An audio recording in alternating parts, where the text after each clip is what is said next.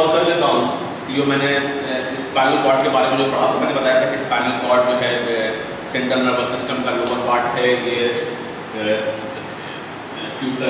जो है लॉन्ग है, ट्यूबुलर स्ट्रक्चर है, और उसके अंदर फिर हमने बताया था कि इसके अंदर कवरिंग्स होती हैं, पायोमेटस एडनोइड ड्यूरा की कवरिंग होती है, और ये जो है हमारे वर्टिब्रल कॉलम के अंदर जो कैनाल स्पाइनल कैनाल होता है उसके अंदर रहता है, पेपर पर खत्म हो जाता है। ये सारी चीज़ें हम लोगों ने पिछले क्लास में डिस्कस किया।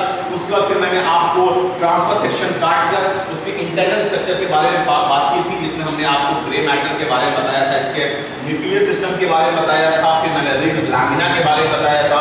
तो मेरा ये कहना है कि मेरे इस टॉपिक को पढ़ने से पहले जो मैंने इससे पहले जो अपने वीडियोस बनाए उसे जरूर देख लें, उसके बाद इसे देखें। पिछली बार मैंने पढ़ा किया था, उसमें मैंने जो पढ़ाया था उसमें मैंने स्पाइनल कॉर्ड का ट्रांसफर सेक्शन करके इस ग्रे मैटर के बारे में पढ़ा था। एज शेप ग्रे मैटर, जिसको क्या कहते हैं हम लोग, बटरफ्लाई की तरह दिखने में लगता है, एज शेप ग्रे मैटर, इसके बारे में हम लोगों ने पढ़ाई की। आज का जो मेरा टॉपिक है वो ये पार्ट है, this is called the white matter part. तो हमने इसके बारे में आपको पिछली क्लास में बताया था कि ये जो व्हाइट मैटर है ये कलेक्शन ऑफ एक्सन है, और ये जो ग्रे मैटर है ये collection of cell body. Collection of cell body पढ़ चुके, अब हम लोग कलेक्शन ऑफ एक्सन पढ़ेंगे। तो जब आप स्पाइनल कॉर्ड को जब काटेंगे तो आपको यहाँ पर मैंने बताया था कि lateral white column, dorsal white column and anterior white column मिलेगा। देखिए, अगर आप ठीक से देखेंगे तो ये देखिएगा, ये डॉर्सल व्हाइट कॉलम है, ये लैटरल व्हाइट कॉलम है, ये एंटीरियर व्हाइट कॉलम है, लैटरल फिडिकुलस, डॉर्सल फिडिकुलस एंड वेंट्रल फिडिकुलस और एंटीरियर फिडिकुलस। लैटरल इधर भी है, लैटरल इधर भी है, डॉर्सल इधर भी है, डॉर्सल इधर भी है, एंटीरियर इधर भी है, एंटीरियर इधर भी है। अब इसमें जो ये व्हाइट कॉलम व्हाइट है, व्हाइट मैटर, तो मैंने आपको पहले बताया है कि जो व्हाइट मैटर होता है वो कलेक्शन ऑफ एक्सन होता है। तो कलेक्शन ऑफ एक्सन अगर हमारे सेंट्रल नर्वस सिस्टम के अंदर है तो वो व्हाइट मैटर हो गया। तो स्पाइनल कॉर्ड के अंदर जो ये व्हाइट मैटर है इसे हम लोगों ने ट्रैक किया, जो मैंने पिछली क्लास में भी इसके बारे में जिक्र किया था, इसे मैंने ट्रैक करा। अब ये ट्रैक है क्या? सपोज कीजिए कि अगर मैं एक फिगर बनाता हूं, यहाँ पे सेंट्रल नर्वस सिस्टम का एक फिगर है, ठीक है। सपोज कीजिए, सपोज कि आप जो किसी ने कुछ सपोज के टच किया, मान लिया यहाँ पर आपके हाथ पे टच किया, टच करने के बाद ये सेंसेशन, टच का सेंसेशन आपके बॉडी के अंदर आया, और ये आने के बाद ये ब्रेन पर गया, ठीक है। तो ये जो इंफॉर्मेशन किसी ने आपको टच किया और ये इंफॉर्मेशन आपके जो कॉर्टिकल लेवल तक गया, आपके कॉन्शियस लेवल तक गया, तो ये यहाँ से यहाँ आना ये पेरिफेरल नर्वस सिस्टम का पार्ट था, और अंदर आके जो ऊपर लेके गया जो सेंट्रल नर्वस सिस्टम का पार्ट है। तो ये भी एक्सन है और ये भी एक्सन है, लेकिन इस एक्सन को हम लोग कलेक्शन ऑफ एक्सन को हम लोग नर्व कहेंगे, और ये इंफॉर्मेशन जो नीचे से लेकर ऊपर को पहुंचा रहा है ये एक्सन, ये आकर यहाँ खत्म हो और ये यहाँ से ऊपर लेके जा रहा है। सेंट्रल नर्वस सिस्टम के जो अंदर एक्सन ऊपर लेकर जा रहा है, या ऊपर जो लेकर गया, और फिर ऊपर से जो भी चीजें डिसीजन बनती हैं कि फला स्टिमुलस के लिए हमें क्या करना चाहिए। कोई भी स्टिमुलस अगर हमारे ब्रेन में जाता है तो उसके बाद उस ब्रेन के अंदर उस स्टिमुलस के हिसाब से एक प्रोग्रामिंग होती है और डिसीजन बनता है, और फिर वो ऊपर से डिसीजन नीचे आता है कि क्या करना चाहिए और क्या नहीं करना चाहिए, और फिर ये इधर से आ जाएगा। तो आप गौर करेंगे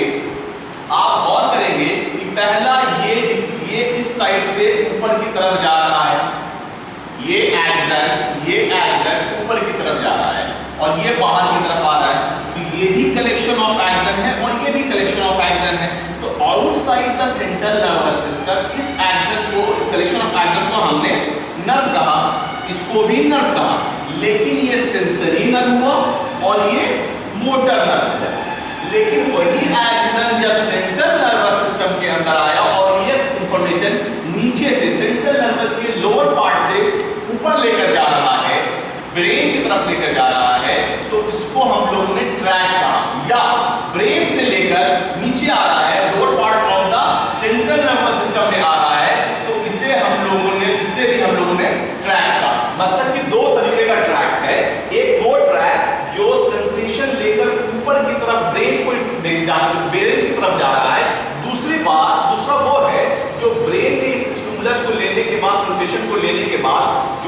डिसीजन किया और उसके बाद जो उस इंफॉर्मेशन को जो नीचे भेजा, देखिएगा वो इससे नीचे आ रहा है और क्या करना है और क्या नहीं करना वो डिसीजन बाहर नहीं दे रहा है।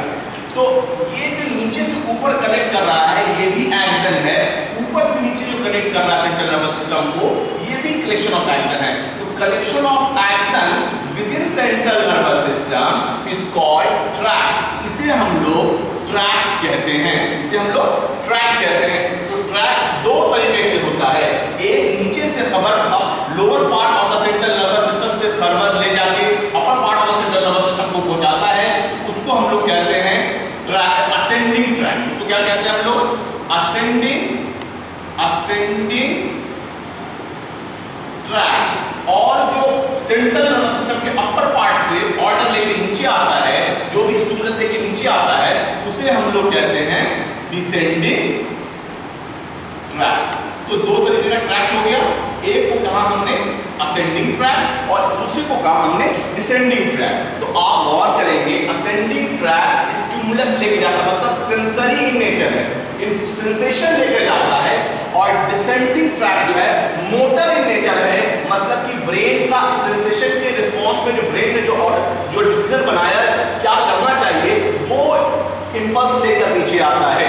तो ये सेंसरी इन नेचर है और ये मोटर इन नेचर है, ठीक है। तो ये दो हो गया हमारा track, ascending track and descending tract. तो इसका मतलब ये है कि हमारे इस फिगर में आप देखेंगे तो ये जो व्हाइट मैटर है इसमें ट्रैक मिल रहा होगा, मतलब कि वो या सेंसेशन ले जाके lower part of the central nervous system से upper part of the central nervous system को पहुंचाता होगा, या upper part of the central nervous system से जो भी स्टिमुलस है लाकर लोअर पार्ट को लाकर देता होगा, ये वो है। अब इसमें क्या होता है कि खास बात क्या है कि इसमें जो सेंसेशन है आपको मैं बता देता हूं कि जो लैटरल, डॉर्सल या वेंट्रल, ये तीन फ्यूनिकुलस या तीन व्हाइट कॉलम जो है, इसमें से जो लैटरल व्हाइट, जो डॉर्सल व्हाइट कॉलम है, डॉर्सल व्हाइट कॉलम है, ये प्योर सेंसरी कॉलम है। ये क्या है? डॉर्सल कॉलम जो है डीसी, ये प्योर सेंसरी है। डॉर्सल कॉलम जो होता है, डॉर्सल कॉलम ये प्योर सेंसरी है। ये क्या है? प्योर सेंसरी है। इसमें प्योर सेंसरी है डॉर्सल कॉलम, मतलब इसमें जो कलेक्शन ऑफ एक्शन है, जो व्हाइट मैटर है, वो ऊपर की तरफ जा रहे होंगे। क्लियर? जो इंफॉर्मेशन है वो ऊपर की तरफ जा रहा है, मतलब ये ट्रैक होगा, असेंडिंग ट्रैक है, ठीक है। ये हमारा किस विषय से होगा?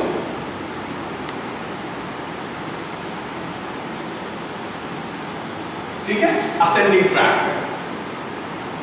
लैटरल एंड एंटीरियर क्या है? ये लैटरल,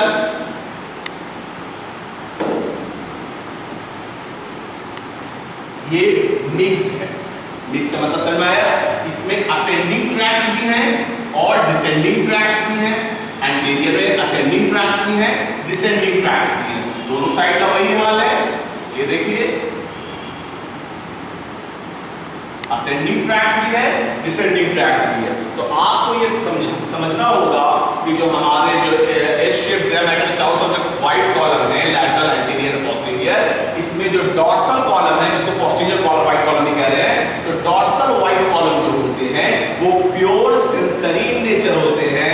लैटरल कॉलम जो होता है वो सेंसरी भी है, मोटर भी है, एंटीरियर भी सेंसरी भी है, मोटर भी है। ये सेंसरी भी है और मोटर भी है, तो इसका मतलब ये मिक्स्ड है। ये क्या है? मिक्स्ड है। क्या है? मिक्स्ड है, ठीक है ना। तो प्योर सेंसरी कौन सा हो गया? Dorsal column is a pure sensory column, ठीक है। इसकी और खासियत है, ये इन लोगों से थोड़ा अलग है, इसलिए कि इसके अंदर जो भी आपको एक्शन होते हैं, जो भी एक्शन होते हैं वो हेवीली माइलिनेटेड होते हैं। डॉर्सल कॉलम के अंदर जो भी एक्शंस होते हैं वो हेवीली माइलिनेटेड होते हैं। माइलिनेशन का मतलब तो मैंने आपको पहले से बता दिया है। तो डॉर्सल कॉलम जो है वो प्योर सेंसरी है, ये हेवीली माइलिनेटेड है।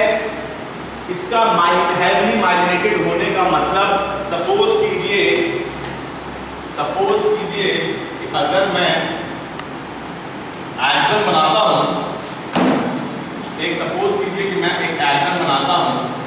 न्यूरॉन बनाता हूँ, सॉरी एक न्यूरॉन बना रहा हूँ, 2-3 न्यूरॉन मैंने बनाया, देखिए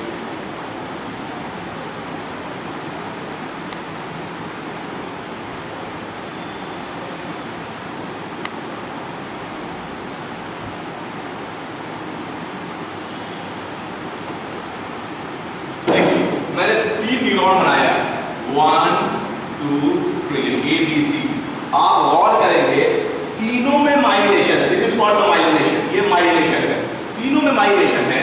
लेकिन अगर हम बात करें कि हेवली माइलिनेशन, तो देखिएगा कितने में ज्यादा माइलिनेशन अगर देखेंगे तो हेवली माइलिनेटेड ए लग रहा है। माइलिनेशन इसमें भी है, माइलिनेशन इसमें भी है, माइलिनेशन इसमें भी है, लेकिन दिस इज हेवली माइलिनेटेड। उसी तरीके से ऐसा नहीं है कि इसके अंदर माइलिनेशन है तो इसमें माइलिनेशन नहीं होगा, माइलिनेशन है लेकिन ये हेवली माइलिनेटेड है। और हेवली माइलिनेशन होने का फायदा क्या है कि जब कोई भी न्यूरॉन अगर हेवली माइलिनेटेड रहता है, सपोज अगर कोई भी न्यूरॉन हेवली माइलिनेटेड रहता है तो उसमें खासियत ये होती है हेवली माइलिनेटेड होने से कि उसके अंदर, उस न्यूरॉन के अंदर जो कंडक्शन है वो सबसे फास्ट होता है। जो न्यूरॉन वो सारा न्यूरॉन जिसके अंदर माइलिनेशन हेवली रहेगा, उन सारे न्यूरॉन के कम में जो कंडक्शन होगा सबसे फास्ट होगा। अगर 3 में कंडक्शन हो रहा है, अगर ए में कंडक्शन हो, बी में कंडक्शन हो, इंपल्स क्रॉसिंग हो, तो इसमें सबसे फास्ट होगा, सबसे फास्ट कंडक्शन, उसके बाद इसमें, उसके बाद इसमें। इसलिए हम लोग इस बात का जिक्र जरूर करते हैं, माइलिनेशन की बातें जरूर करते हैं कि माइलिनेशन का इंपॉर्टेंस ये है कि अगर माइलिनेशन ज्यादा होगा तो उसके अंदर कंडक्शन सबसे फास्ट होगा।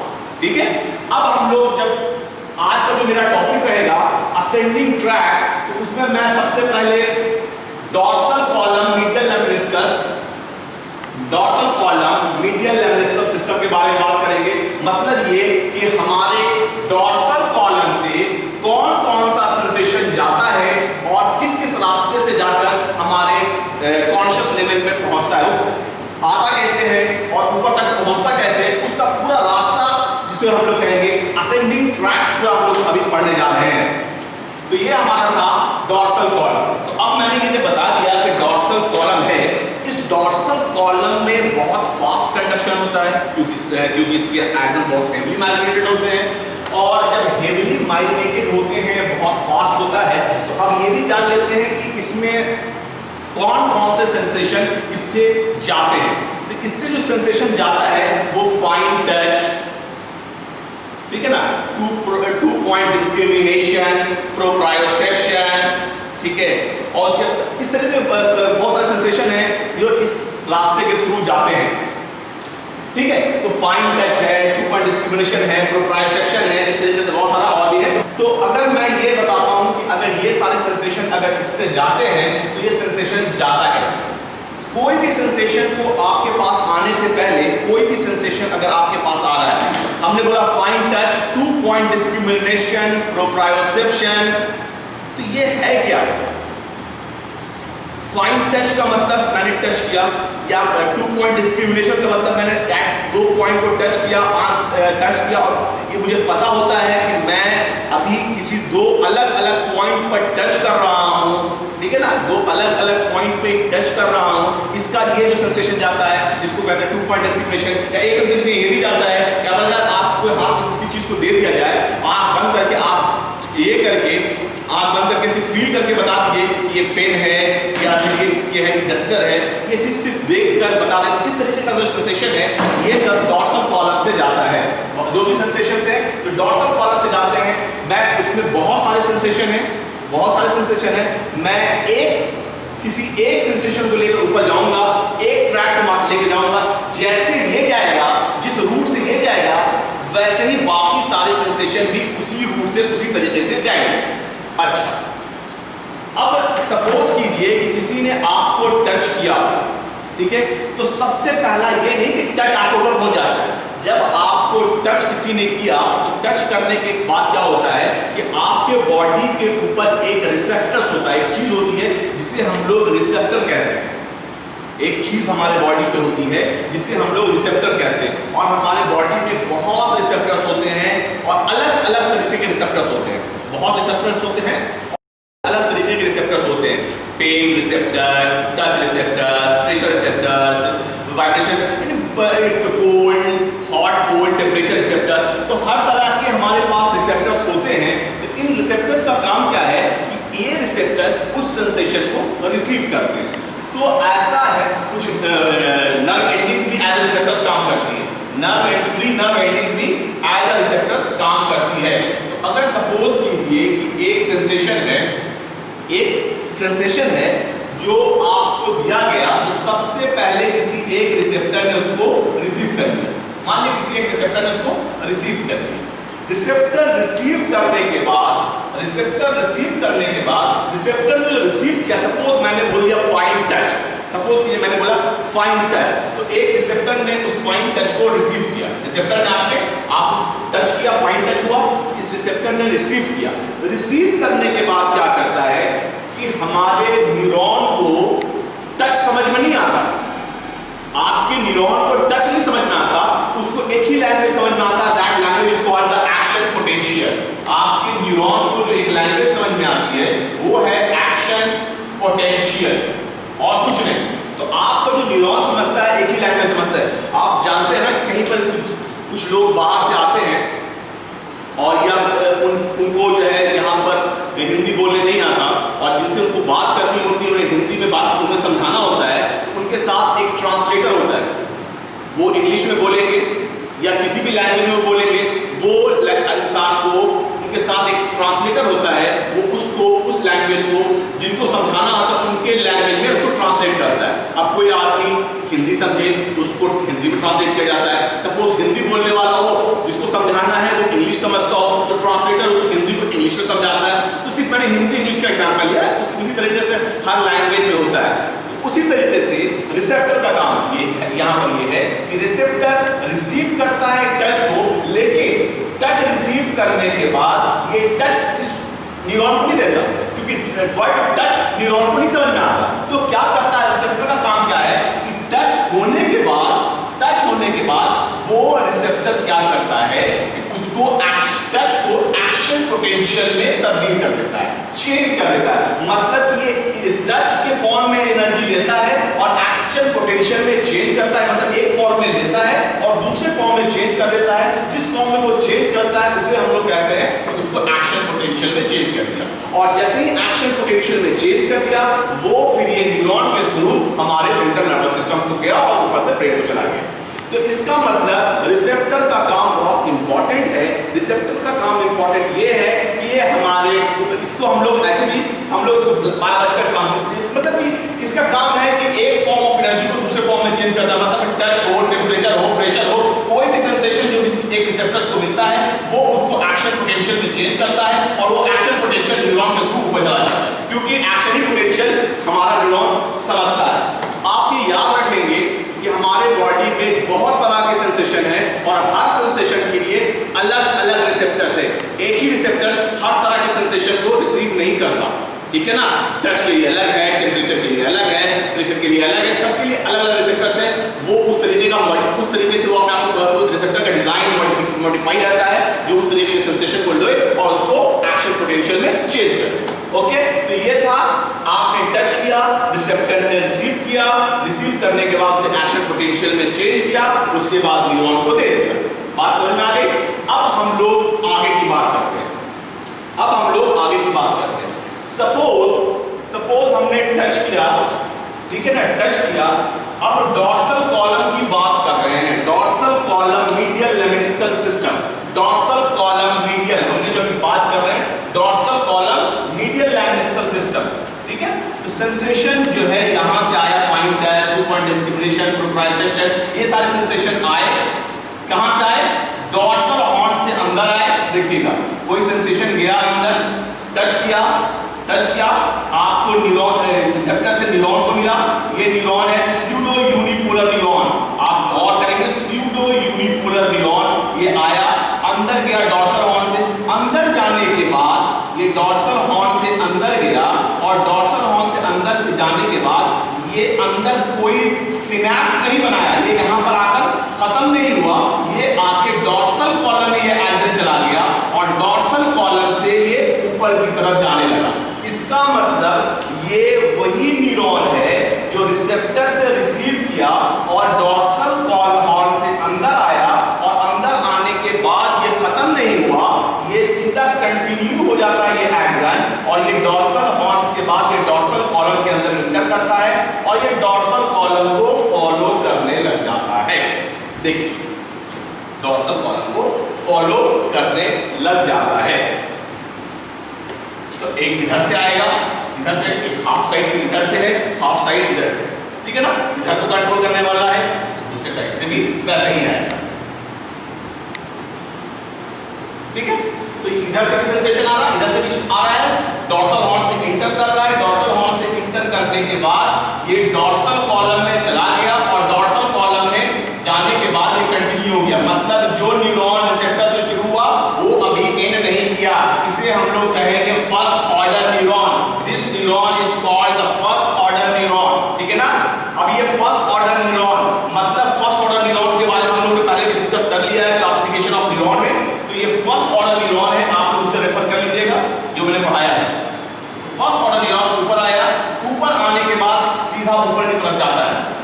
उसके बाद इस न्यूरॉन की खासियत क्या है, ये जैसे ही अंदर आएगा, ये जैसे ही अंदर आता है, अंदर आने के बाद ये अंदर आने के बाद ये जब ऊपर की तरफ जा रहा है, जब ऊपर की तरफ जा रहा है, इसकी खासियत है, इसकी खासियत ये है कि जो ये सारे सेंसेशन जो लोअर लिम्ब से आते हैं, lower limb, toe, ankle, toe, foot, ankle, leg, thigh, up to lower abs, up to lower abs तक वो सेंसेशन आते जाएंगे और मीडियल से लैटरल की तरफ जाएंगे।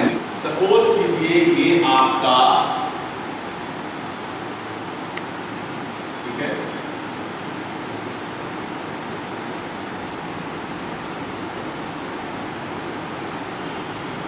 अगर कोई सेंसेशन आ रहा है अंदर की तरफ, वही सारे सेंसेशन, वो सारे सेंसेशन मैं एक ही से लेकर जा रहा हूं, ऐसे सारे आएंगे ऊपर।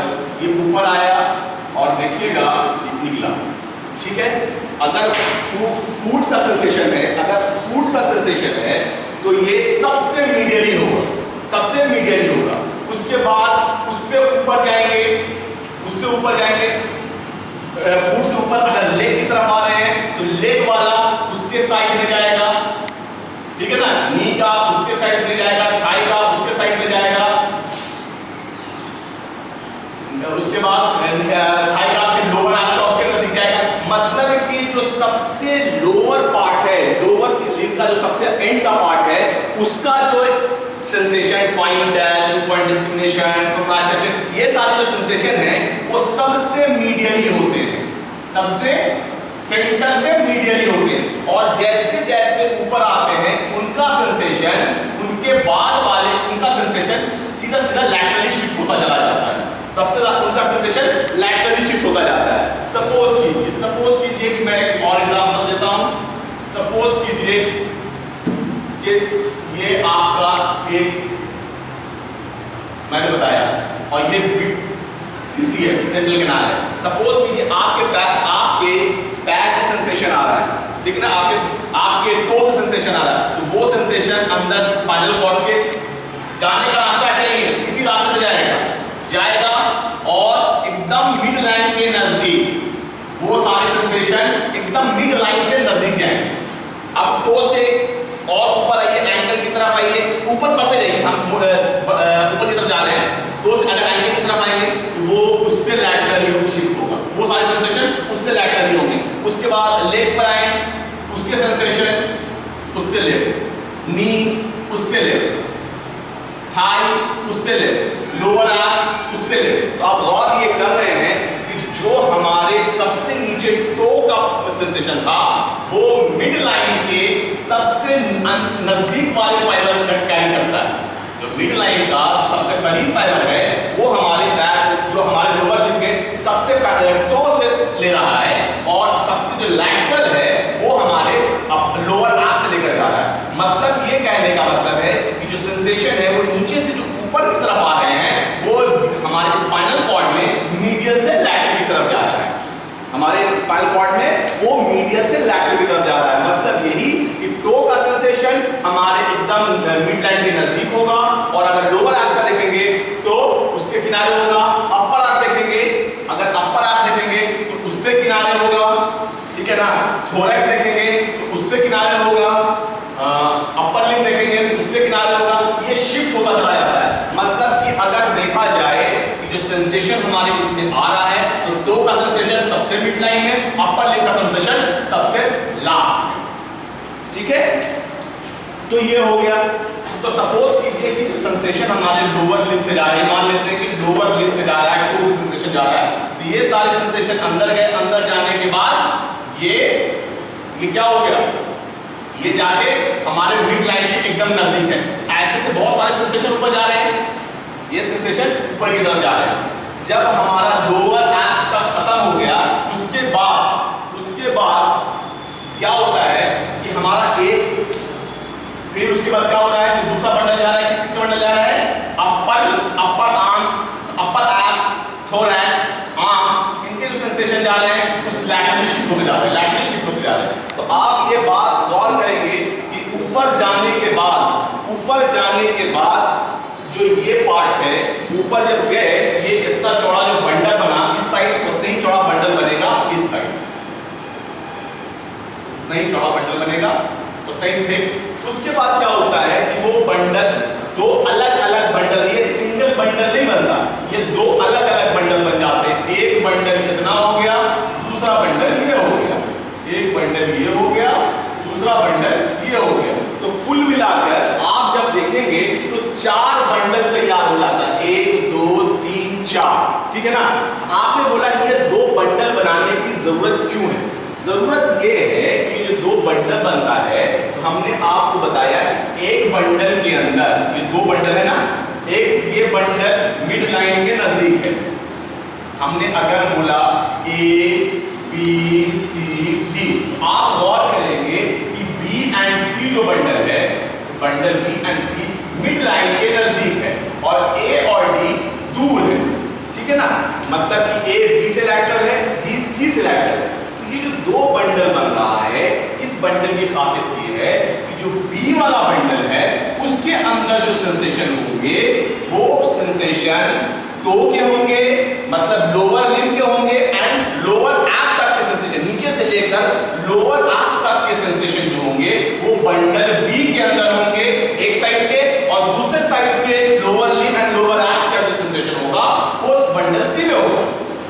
फिर अपर एब्स, थोरैक्स एंड आर्म्स, यानी अपर लिम्ब, आर्म्स भी अपर लिम्ब का जो सेंसेशन होगा वो बंडल ए में होगा, वो बंडल ए, इस साइड बंडल ए और इस साइड बंडल डी, क्योंकि 2 side upper limb, right upper limb, left upper limb, ठीक है ना, राइट ओवर लेफ्ट ओवर। तो अब देखिए ये बात कि इसलिए मैंने बताया था कि जो सेंसेशन जाता है तो जो सबसे मीडियली होता है वो टो का होता है, ठीक है ना। और जैसे जैसे हम आते हैं तो टो, एंकल, लेग, नी, ठीक है, नी, थाई, लोअर, ये बन गया एक बंडल। इस बंडल के अंदर कितने सेंसेशन है। उसके बाद अपर लोअर एब्स पर क्या आता है, upper abs, thorax, upper limb, upper abs, thorax and upper limb का जो सेंसेशन है उसका बंडल एक अलग बन गया, ठीक है। तो ये 4 बंडल बन जाते हैं, ये 4 बंडल बन जाते हैं। आप गौर कर रहे होंगे ये 4 बंडल, ठीक है ना, ये 4 बंडल नजर आ रहा है आपको, 2 रेड में और 2 ग्रीन में। तो एक जो ब्लैक, जो रेड वाला है, जो रेड वाला बंडल है उसको कहते हैं फैसिकुलस ग्रासिलिस।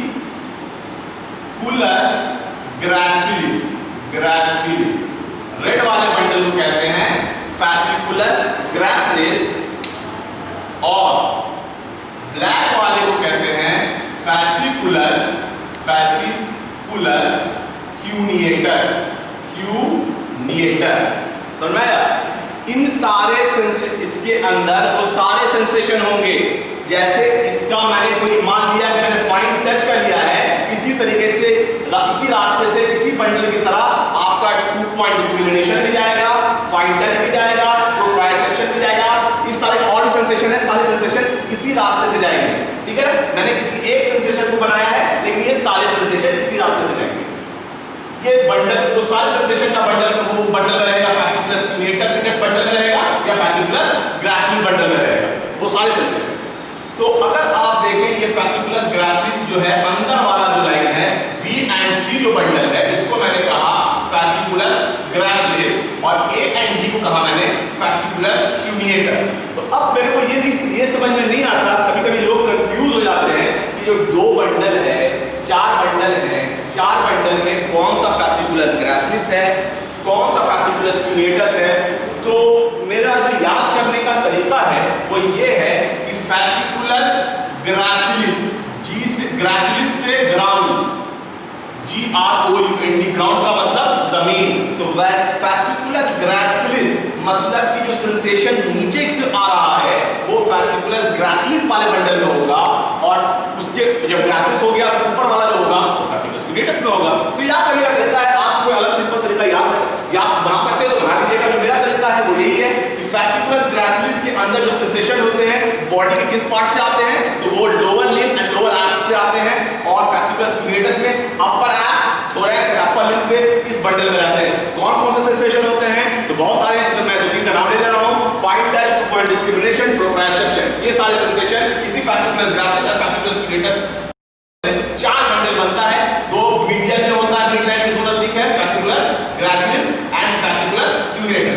ये सारे बंडल्स धीरे धीरे करके ऊपर जाते हैं। अब आप गौर करेंगे, एक बात बड़ा इंपॉर्टेंट है कि जब आप स्पाइनल कॉर्ड को जब नीचे से काटेंगे तो आप उसमें एक ही बंडल देखेंगे, वो बंडल नजर आएगा फास्कुलस ग्रासिलिस, क्योंकि नीचे वाले में आपको फास्कुलस क्यूनिएटस नजर नहीं आएगा, क्योंकि फास्कुलस क्यूनिएटस सेंसेशन ले रहा है upper abs, thorax and upper limb से, तो ये तो ऊपर में है। तो जहां पर हमारा ये सेंसेशन इंटर करना शुरू कर देगा तो वो एक नया बंडल का फॉर्मेशन शुरू होगा। तो कुछ जब ऊपर आएंगे तब हमें चार बंडल नजर आएगा। नीचे में देखिए मैंने दो ही बंडल बनाया है। ऊपर आने के बाद जब हमारे थोरैक्स से, अपर एब्स से एंड अपर लिम्ब से सेंसेशन आना शुरू होता है तब नया बंडल का फॉर्मेशन होता है। तब तक नीचे में सिर्फ एक ही बंडल रहता है, मतलब एक ही तरह का बंडल रहता है, फास्कुलस ग्रासिलिस। फास्कुलस क्यूनिएटस नीचे में नहीं मिलेगा जब तक कि आप उस लेवल पे ना काटें जहां पर से upper abs, thorax and upper limb का सेंसेशन आना शुरू ना हो जाए, ठीक है। अब ये सारे बंडल, जो चार बंडल्स तैयार हुए, अब ये चार बंडल